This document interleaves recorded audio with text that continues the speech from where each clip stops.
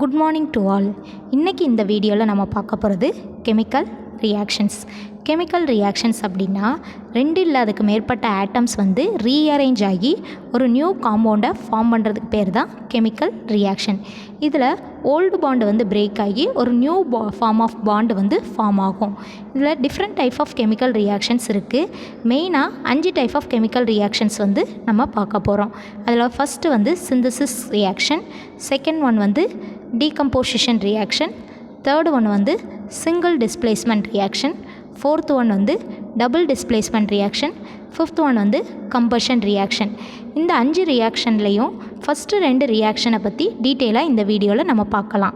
First synthesis reaction. Synthesis reaction எடுத்துக்கிட்டோம் அப்படின்னா 2 simple substance வந்து கம்பைன்ட் ஆகி ஒரு சிங்கிள் காம்பவுண்டை ஃபார்ம் பண்ணும். ஃபார் எக்ஸாம்பிள் ஏன்ற ஒரு சப்ஸ்டனும் பீன்ற ஒரு சப்ஸ்டனும் சேர்ந்து ஏபி அப்படின்ற ஒரு காம்பவுண்டை ஃபார்ம் பண்ணோம். இதை தான் நம்ம சிந்தசிஸ் ரியாக்ஷன் அப்படின்னு சொல்கிறோம். இந்த சிந்தசிஸ் ரியாக்ஷனோட ஜென்ரல் ஃபார்முலான்னு பார்த்தோம் அப்படின்னா ஏன்ற ரியாக்டண்ட்டும் பீன்ற ரியாக்டண்ட்டும் ரியாக்ட் ஆகி நம்மளுக்கு ஏபின்ற ப்ராடக்ட் ஃபார்ம் ஆகும். இதுக்கு எக்ஸாம்பிள் வந்து ஃபார்மேஷன் ஆஃப் வாட்டரும் ஃபார்மேஷன் ஆஃப் கார்பன் டை ஆக்சைடும். இதில் ஃபார்மேஷன் ஆஃப் வாட்டர் எடுத்துக்கிட்டோம் அப்படின்னா ஹைட்ரஜன்றது ஒரு ரியாக்டன்ட், ஆக்சிஜனும் ஒரு ரியாக்டன்ட். இந்த 2 ரியாக்டண்ட்டும் சேர்ந்து H2O அப்படின்ற ஒரு ப்ராடக்டை வந்து ஃபார்ம் பண்ணுது. அதே மாதிரி தான் ஃபார்மேஷன் ஆஃப் கார்பன் டை ஆக்சைடும். கார்பன்ற சப்ஸ்டன்ஸும் ஆக்சிஜன்ற சப்ஸ்டன்ஸும் கம்பைன்ட் ஆகி கார்பன் டை ஆக்சைடு அப்படின்ற காம்பவுண்ட் வந்து ஃபார்ம் ஆகுது. அடுத்து நம்ம பார்க்க போகிறது வந்து decomposition reaction.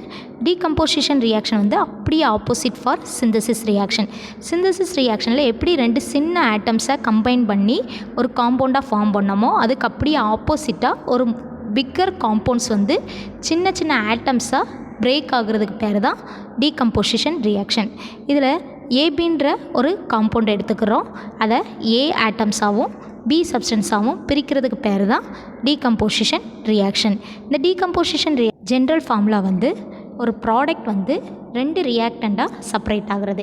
For example ஏபின்ற product வந்து ஏன்ற ரியாக்டண்ட்டாகவும் பீன்ற ரியாக்டண்ட்டாகவும் தனித்தனியாக பிரியறதுக்கு பேர் தான் டீகம்போசிஷன் ரியாக்ஷன். இந்த ரியாக்ஷனுக்கான எக்ஸாம்பிள்னு பார்த்தோம் அப்படின்னா decomposition of water and decomposition of HGO. Decomposition of வாட்டர்னு எடுத்துக்கும் போது வாட்டர் H2O காம்பவுண்ட்ஸ் வந்து ஹைட்ரஜன் தனியாகவும் ஆக்சிஜன் தனியாகவும் செப்பரேட் ஆகுது, டீகம்போஸ்ட் ஆகுது. ஸோ இதை தான் நம்ம டீகம்போசிஷன் ரியாக்ஷன்னு சொல்கிறோம்.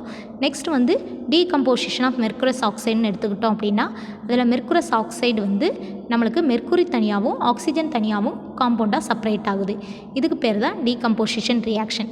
மீதி இருக்கிற 3 ரியாக்ஷனையும் நெக்ஸ்ட் வீடியோவில் பார்க்கலாம். தேங்க்யூ.